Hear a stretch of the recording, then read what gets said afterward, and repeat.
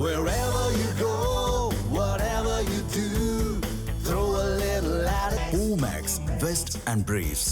1993 ஒரு கியூப அமெரிக்க தாய்க்கும் ஒரு போலந்து அமெரிக்க தந்தைக்கும் பிறந்த சப்ரீனா கொன்சாலஸ் பாஸ்டர்ஸ்கிக்கு தனது சிறு வயதிலேயே விமானம் மீது ஈர்ப்பு ஏற்பட்டது. சிகாகோ பொதுப்பள்ளிகளில் படித்த முதல் தலைமுறை கியூப அமெரிக்கர் என்பதால் இது உயர்தர பல்கலைக்கழகங்களுக்கு செல்லும் ஒரு வழக்கமான பாதை அல்ல என்பதை புரிந்து கொண்டார். 2010 சப்ரீனா முதலில் மாசசூசெட்ஸ் தொழில்நுட்ப கழகத்திற்கு விண்ணப்பித்தபோது அவர் காத்திருப்போர் பட்டியலில் வைக்கப்பட்டார். ஆனாலும் சிறு வயதிலிருந்தே MITயில் சேர வேண்டும் என்று கனவு கண்டிருந்த சப்ரீனா மற்றவர்களை விட 2 மடங்கு திறமைசாலியாக இருந்தால்தான் மேல் படிப்பில் சேர முடியும் என்பதையும் அறிந்திருந்தார். தனது 12 வயதில் ஜெரித் CH-601XL விமானத்தை உருவாக்கத் தொடங்கினார். ஏறக்குறைய 2 ஆண்டுகளுக்கு பிறகு வெற்றிகரமாக முடித்து சட்டப்பூர்வமாக வாகனம் ஓட்டும் வயதை அடைவதற்கு நீண்ட காலத்திற்கு முன்பே தனது 14வது வயதில் தானே தயாரித்த விமானத்தை தனியாக ஓட்டினார். 2 மடங்கு திறமையானவள் சப்ரீனா என்பதை அவள் உருவாக்கிய விமானம் நிரூபித்தது.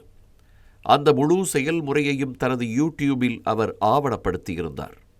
விமானத்தை உருவாக்கும் வீடியோவை பார்த்தபோது MITயின் பேராசிரியர்களான ஆலன் ஹாகர்டி மற்றும் எல் மர்மன் இருவரும் சப்ரீனாவின் திறமை அளவிட முடியாதது என்று உணர்ந்து அவளை MITயில் சேர்க்க கடுமையாக போராடினார்கள்.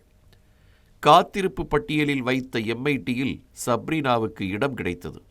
வெறும் 3 ஆண்டுகளில் 5.0 என்ற முழுமையான GPAவுடன் MITயில் பட்டம் பெற்றார். இதன் மூலம் சுமார் 20 ஆண்டுகளில் MITயில் இயற்பியல் துறையில் முதலிடம் பிடித்த முதல் பெண்மணி என்ற பெருமையை பெற்றார். மேலும் மதிப்புமிக்க ஆர்லாஃப் கல்வி உதவித்தொகையை பெற்ற முதல் பெண்மணியாக சப்ரீனா தேர்ந்தெடுக்கப்பட்டார். சப்ரீனாவின் முதல் ஆய்வுக் கட்டுரை சமர்ப்பிக்கப்பட்ட 24 மணி நேரத்திற்குள் journal of high energy physics இதழால் ஏற்றுக்கொள்ளப்பட்டது. கல்விசார் வெளியீட்டுத் துறையில் இது கிட்டத்தட்ட கேள்விப்படாத ஒரு விஷயமாகும். பட்டம் பெற்ற நேரத்தில் நாசா சப்ரீனாவுக்கு வேலை வழங்கியது. ஜெஃப் பெசோஸ் அவருக்கு ப்ளூ ஆரிஜின் நிறுவனத்தில் ஒரு பதவியை வழங்கியிருந்தார். பிரவுன் பல்கலைக்கழகமும் சுமார் $1.1 மில்லியன் மதிப்புள்ள உதவி பேராசிரியர் பதவியை வழங்கியது. இவை அனைத்தையும் நிராகரித்த சப்ரீனா, நான் பிரபஞ்சம் எப்படி இயங்குகிறது என்பதை புரிந்து கொள்ள விரும்புகிறேன் என்றும் கோடீஸ்வரர்களை மேலும் பணக்காரர்களாக்க அல்ல என்றும் கூறியிருந்தார். 2021 கனடாவில் உள்ள பெரிமீட்டர் கோட்பாட்டு இயற்பியல் நிறுவனத்தில் சேர்ந்த சப்ரீனா பல இளம் ஆராய்ச்சி பேராசிரியர்களில் ஒருவராக பணியாற்றினார். ஹார்வர்டு பல்கலைக்கழகத்தில் புகழ்பெற்ற இயற்பியலாளர் ஆண்ட்ரூ ஸ்ட்ரோமிங்கரின் கீழ் தனது முனைவர் பட்டத்தை முடித்த சப்ரீனா கோட்பாட்டு இயற்பியலில் மிகவும் சிக்கலான சில கேள்விகளில் கவனம் செலுத்தி ஆய்வை முடித்தார். உலக புகழ்பெற்ற இயற்பியலாளர் ஸ்டீஃபன் ஹாக்கிங் தனது இறுதி ஆய்வு கட்டுரைகளில் ஒன்றில் 25 வயதான சப்ரீனாவின் ஆய்வை மேற்கோள் காட்டியிருந்தார் என்பது குறிப்பிடத்தக்கது.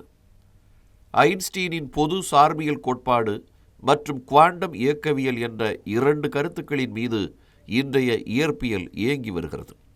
பிரச்சனை என்னவென்றால், இந்த 2 கோட்பாடுகளும் தனித்தனியாக சிறப்பாக செயல்படுகின்றன, ஆனால் அவை ஒன்றாக சிறப்பாக செயல்படுவதில்லை. ஒரு கருந்துளைக்குள் அல்லது பெருவெடிப்பு நிகழ்ந்த முதல் கணங்களில் இருப்பது போல விஞ்ஞானிகள் 2ஐயும் ஒரே நேரத்தில் பயன்படுத்த முயற்சிக்கும் போதெல்லாம் கணித கணக்குகள் முற்றிலும் செயலிழந்து விடுகின்றன.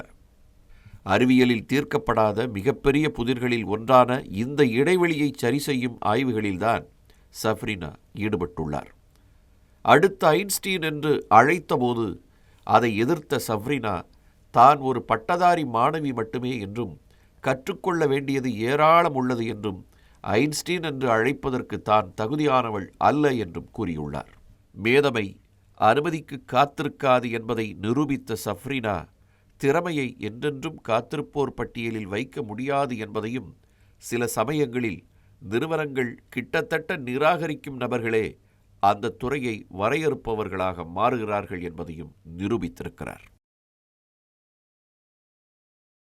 இந்த மாதிரி யூஸ்ஃபுல்லான இன்ஃபர்மேஷன்ஸை தெரிஞ்சுக்க தமிழ் ஜனம் சேனலை சப்ஸ்கிரைப் பண்ணுங்க.